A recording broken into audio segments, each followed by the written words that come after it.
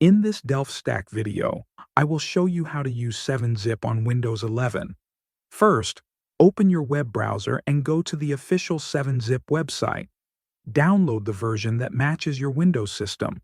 When the download finishes, double-click the file and install it. Now, let's learn how to compress a folder. I will use a folder called Photos as the example. Go to the folder you want to compress. Right-click on the folder. Move your mouse to the 7-Zip option in the menu. A new menu will open. Choose Add to Archive.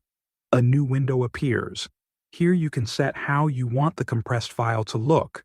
For most people, the default settings are fine. You can simply click OK. 7-Zip will now create a compressed file with the same name as your folder. You will see it appear in the same location. This new file is smaller and easier to share or upload. Next, let's open or extract a compressed file. Right-click on the file or folder you want to open. Go to the 7-Zip menu again. Choose Extract here if you want the content to appear in the same folder, or choose Extract to and add a folder name if you want 7-Zip to create a new folder for the files. After you choose an option, 7-Zip will extract the files, and you can open them right away.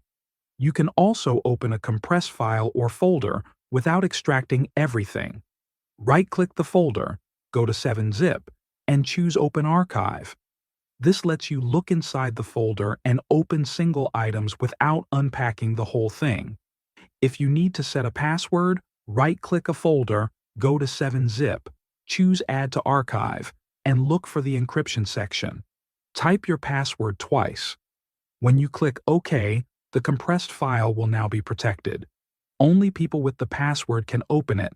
That is all you need to start using 7-Zip on Windows 11. Thanks for watching.